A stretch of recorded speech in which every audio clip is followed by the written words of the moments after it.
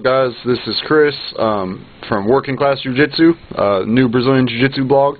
This will be my very first video featuring audio commentary of one of my tournament matches. This is the very first time I competed as a purple belt. This is back in July 11th, 09.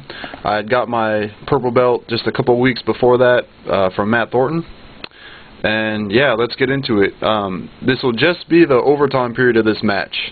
This match went 7 minutes, 0-0 score, and it, wasn't too exciting. Just a lot of guard play, and that's pretty much it. So I'm just going to start it from the overtime period, just to make it a little less boring for you guys. So here we go. Let's get into it. All right, here we go.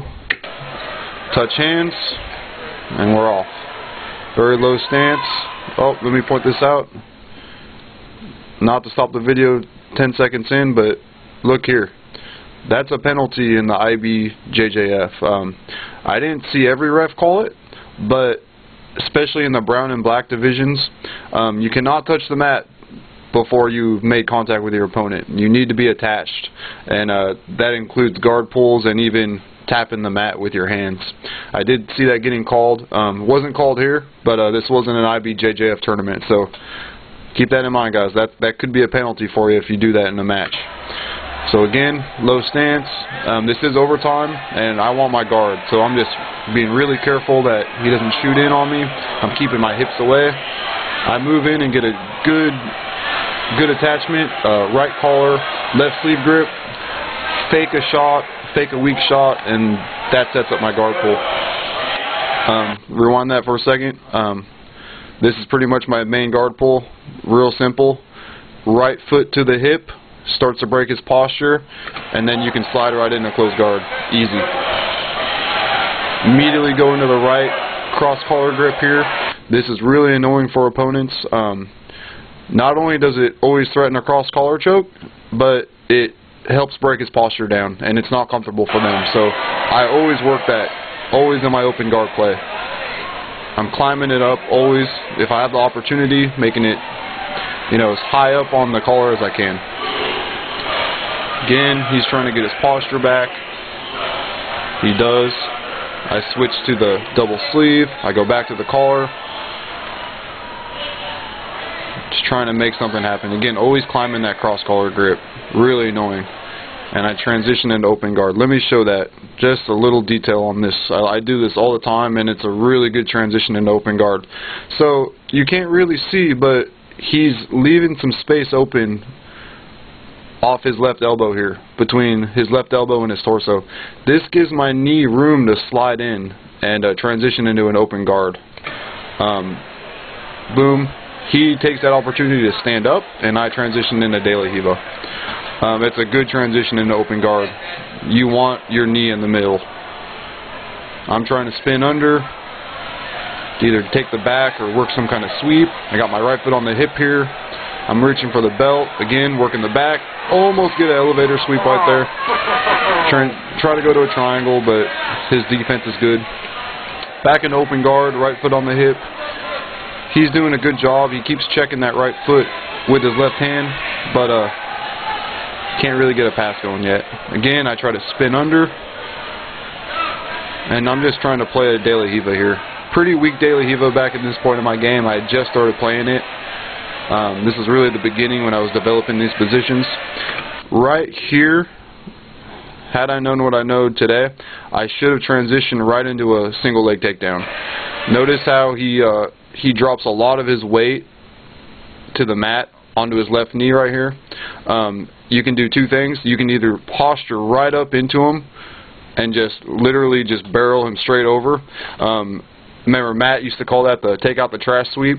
Or if he stands up with it, which I think he does, you can literally sit up into a single leg takedown, which is a technique I like to do right here especially. I could just snatch up that single leg.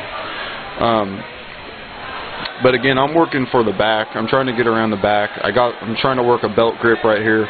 Not doing too much. My De La Riva isn't too effective. Legs threaded here. Again, I'm not doing too much with it, and boom, I actually make a really big mistake.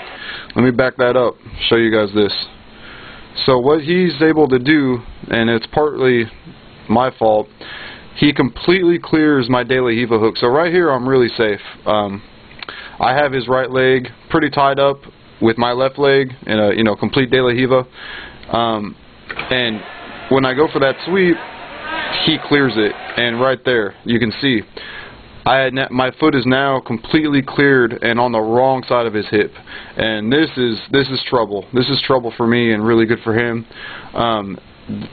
This gives him an opportunity to just drop his hips, pressure me, and really just slow the game into like a smash pass, a pressure top game kind of situation, which just shuts my guard down. Really scary. That was a fatal mistake for me, especially in a sudden death overtime period where if one pass from him and he wins. So I immediately get some frames going with my hands. I'm pushing his head away, and I'm able to wiggle my hips back and square back up and get a close guard. Here we go. I kind of reset, look around. I rip the grip off again, back to the cross collar. Right here, I sense that his posture is kind of weak. He leans forward. I think he's trying to stand up here, and I immediately use that opportunity to just really get my cross collar grip that much deeper. He goes back, and this is when I decide to go for the win and move.